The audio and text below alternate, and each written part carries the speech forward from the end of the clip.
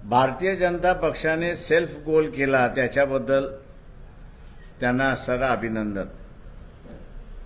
मुंबईसारख्या शहरामध्ये मनसे असेल काय किंवा शिवसेना असेल काय यांनी अगोदर आंदोलन उभं केलं होतं, लुंगी हटाव पुंगी बजाव असं आंदोलन केलं। त्याच्यानंतर उत्तर भारतीयांच्या विरोधातलं आंदोलन केलं आणि मनसेने चक्क धारावी आणि या ठिकाणी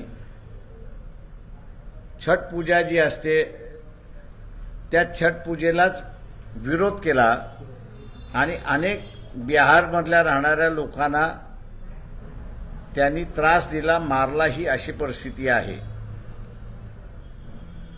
मनसेचे प्रमुख राज ठाकरे यांनी भारतीय जनता पक्ष नरेंद्र मोदी यांना पाठिंबा दिला,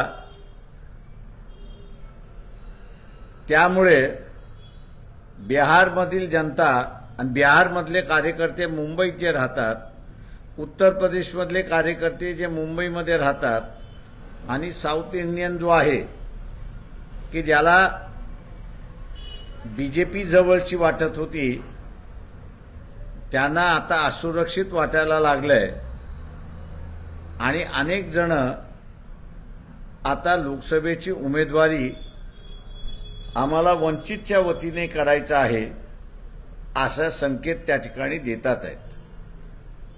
मुंबईचे उमेदवार आम्ही जाणीवपूर्वक जाहीर केले नाहीत, त्याचं कारण की इलेक्शन सुरुवात झाल्यानंतर मनसेचा पाठिंबा बीजेपीवाले घेतील आणि तो झाला तर मुंबईतलं पूर्ण असणारं गणित त्या ठिकाणी बदलतं। त्याच्यासाठी आम्ही थांबलो होतो। मुंबई आणि इतर मतदारसंघातील उमेदवार जे आहेत वंचितचे ते उद्या संध्याकाळपर्यंत आम्ही असं जाहीर करू।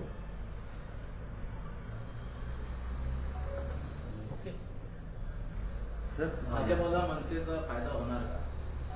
मी आत्ताच आपल्याला सर सांगितलं की साऊथ इंडियन, उत्तर प्रदेश आणि बिहार हा मतदार बीजेपी बरोबर होता, तो राहणार नाही। काल रात्रीपासून त्याचे संकेत त्या ठिकाणी आलेले आहेत आणि अनेक ठिकाणी ते उमेदवार सुद्धा पक्षामधले जे आहेत त्या ते पुढे येऊन इलेक्शन लढवण्याची सुद्धा भाषा बोलतात। सर, काँग्रेस भिवंडी आणि सांगलीची जागा मागत होती पण त्यांना ती मिळाली नाही। महाविकास आघाडीत कुठं त्यांचं काही धीरमस्तित्व राहिलं? काँग्रेसवाल्यांनी अगोदर काँग्रेसने ठरवलं पाहिजे की महाराष्ट्रामध्ये त्यांचं अस्तित्व त्यांना ठेवायचं आहे की नाही ठेवायचं आहे। सांगलीमध्ये शिवसेनेचं काहीच नव्हतं, पण शरद पवार आणि उद्धव ठाकरे यांनी मिळून ती जागा घेतली आणि आज सकाळीच माझ्याकडे विशाल पाटील हे येऊन गेले, चर्चाही त्यांनी असं केली आणि लवकरच काहीतरी ते निर्णय घेतील अशी मी अपेक्षा त्या ठिकाणी बाळगतोय। विशाल पाटीलला वंचितची उमेदवारी देणार? ते माझी चर्चा झाली आहे, मी सांगितलं निर्णय त्यांना घ्यायचा आहे। आम्हाला काय निर्णय घ्यायचा त्यांची जाहीर झाल्यानंतर आम्ही जाहीर करू। तुम्ही ऑफर दिली आहे का? आता तेच लढणार आहे तर ऑफर काय देणार? वंचितच्या निशाणीवर लढा।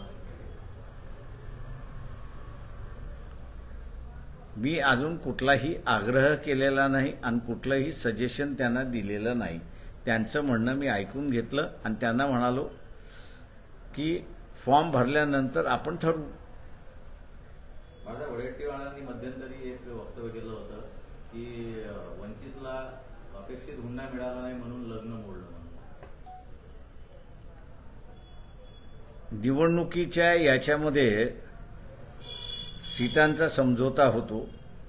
आपण बघितलं की महाराष्ट्र आघाडीच्या कालपर्यंत असताना वाटप झालं नव्हतं, तर त्याने अशा माणसांनी असताना हुंड्याची चर्चाच करू नये असं माझं म्हणणं आहे।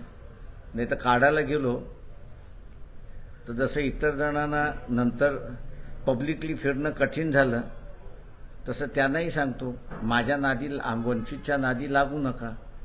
आम्ही कपडे फाडण्यामध्ये एक्सपर्ट आहोत. खासदार सुप्रिया सुळेंना आपण मदत करणार आहे, तिथून तुम्हाला काही मदत अकोल्याला मिळणार आहे? Thank you, no issues.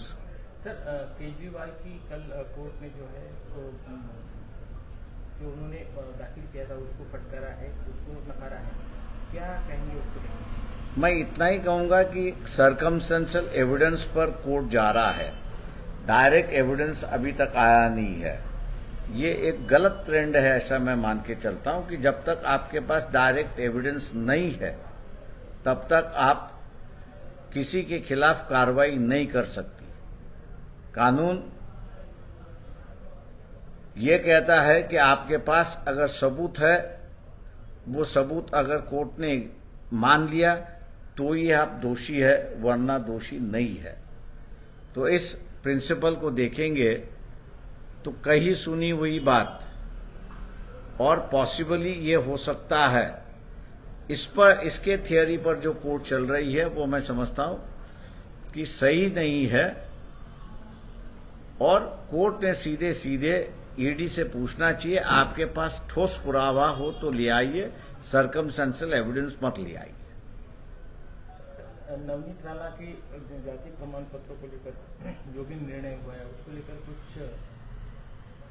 बातें सामने आई हो, क्या है कि इतना जल्दबाजी में सब कुछ हुआ? देखिए, एक ऐसा कहूंगा कि कोर्ट ने ये इसका जवाब नहीं दिया है कि मुलुंड के मैजिस्ट्रियल कोर्ट में नवनीत राणा के खिलाफ फ्रॉड डॉक्यूमेंट करने का आरोप लगा हुआ है, वो केस चली हुई है. उसका आप उस तथ्य को न देते हुए, जिस कमेटी ने उस तथ्यों को लेकर उनकी खारिज किया हुआ है, आप कैसे कहेंगे कि ये हाईकोर्ट की जुरिडिक्शन नहीं है? मैं इतना कोर्ट से कहूंगा कि हाईकोर्ट की जुरिडिक्शन 226 और 227 ये आर्टिकल 232 से भी बड़ी है और ज्यादा है. और इसलिए मैं कहता हूं कि high court is more powerful than the supreme court original jurisdiction में. ये जजमेंट जो है मेरे ख्याल से कहीं चैलेंज होगा, लेकिन इलेक्शन के बाद चैलेंज होगा.